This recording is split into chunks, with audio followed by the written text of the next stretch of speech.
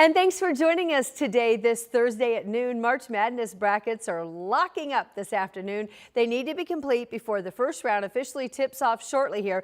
That's coming up at 12:15, so you've got a little bit of time to get on track. We know a lot of people are feeling that March Madness right now, especially some young fans. Anna Tucker tells us why some of the youngest fans now are paying the closest attention. Raise your hand if you've never done one before. It might be the hardest assignment right now. All right, so there's a little bit of experience. Creating the perfect March Madness bracket. No.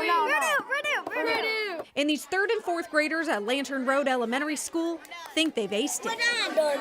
50 students with different strategies. Gonzaga or Kennesaw State? Gonzaga. These boys are just voting. Bear versus Knight. And these girls, they're picking the best mascot. All saying they know this is going to put them on top. We worked really hard. I hope our bracket wins. They're not only hoping to beat their classmates, as 2 of these brackets will be chosen to go up against around 400 from other classrooms across the state. We talk so much about being a school, but then they get to see that, oh, we're not alone in this. So many other people are doing it. So it's just been really cool. This bracket challenge is just one of the many ways the NCAA is getting Hoosier kids involved with the Final Four. That'll be in their backyard in just a couple of weeks. So we're finding really cool and interesting ways to get kids of all ages involved with this event and learn about some of those education initiatives. Initiatives that are already established in the classroom. They're showing that they can work as a team, and it's just cool. And I don't think a lot of people expect that from 3rd and 4th graders. And young students who may be the most unsuspecting fans, but may have just created the winning bracket. Oh, it's so fun. Everyone can get involved with that. And take a look at this. This is at the Children's Museum of Indianapolis, getting in the spirit for the big event coming to Indy. They're getting hyped for the Final Four. The dinosaurs outside the museum now, they are sporting their tourney costumes. That includes big basketballs and what you see they're putting on there along the neck of the dino, a super huge whistle like for a referee. Super fun. All this March Madness fun ahead of the Final Four that's coming here in just over 3 weeks. And right now there's some major construction work that's happening downtown along Georgia Street. This is a main activation area. This street is slated now to be home for thousands of visitors here for Final Four. We talked with Visit Indy, and they expect at least 70,000 will be here for the tourney. Right now, Visit Indy is working with the NCAA, the Indiana Sports Corp, and the Downtown Indy Alliance to coordinate so many of the events and make sure that it's safe for fans. Our city has not hosted the Final Four since 2021. Yep, remember what that was like during COVID. So the look and the feel of what we have here for 26, a big change. The signs are going up, the court is being laid, and yes, you feel it. Georgia Street is prepping for their 4 days of a fan fest out in that tailgate area. Yeah, there's so many plans that are taking place to put this on. And overlapping, remember, it's not just the Final Four this year. We've got the Division II, Division III, and the NIT championships all here, hosted in Indianapolis. And when we think about March Madness, the weather is always changing. It almost describes the weather. Yes, it is when madness. you think about this week, we've had snow, Check. we've had sleet. We had everything. We had it all. We had severe storms last week. Yeah, it was a little bit of everything. Yeah. Here's the good news. Yes, please deliver.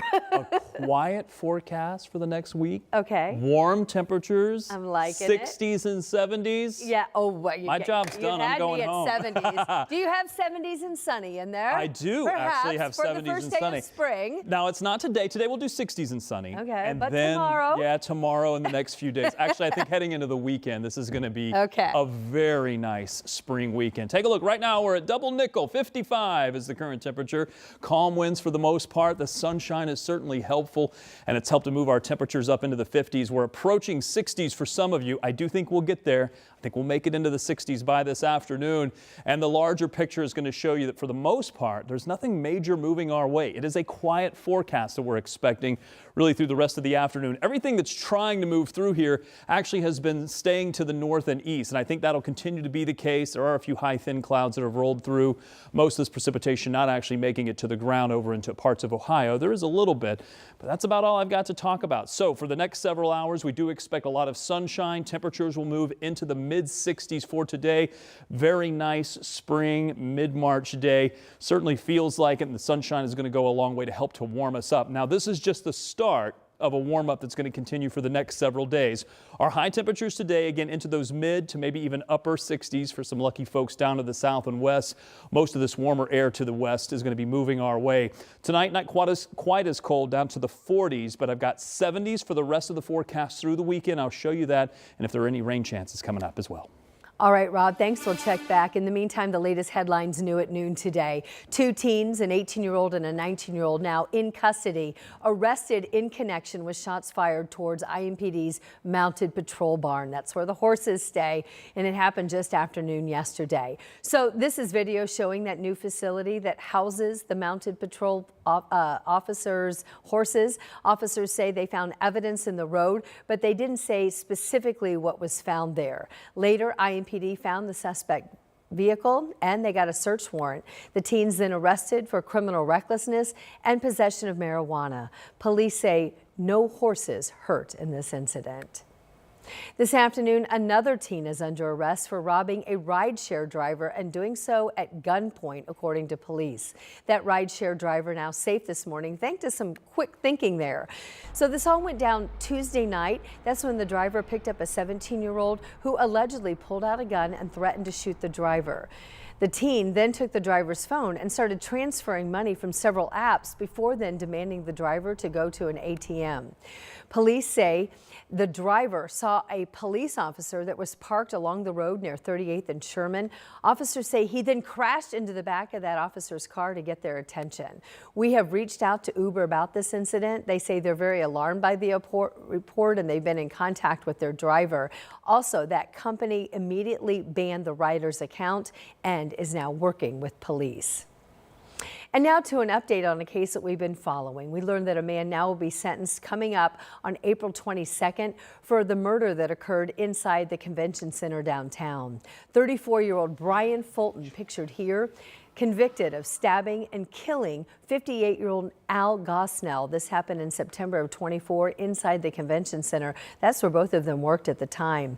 Employees saw Fulton walking away from the scene and security called police. Metro Police then made an arrest near a downtown bus station shortly after the murder. He now faces 65 years in prison.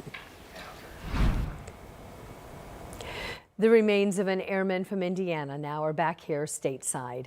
38-year-old Seth Colville was one of 6 service members killed when a refueling plane crashed in Iraq last week. The president was at Dover Air Force Base for the dignified transfer. Captain Colville's family there as well. He was a member of the Ohio Air National Guard since 2017. He also enlisted here in Indiana back in 2011.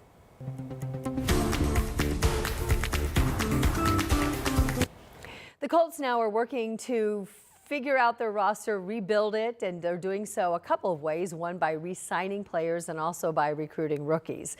Today, the Colts re-signed cornerback Cameron Mitchell. He joined the Colts practice squad last October and has played around 40 career games with the Colts and the Browns. Last season, he played in 8 games for the Colts.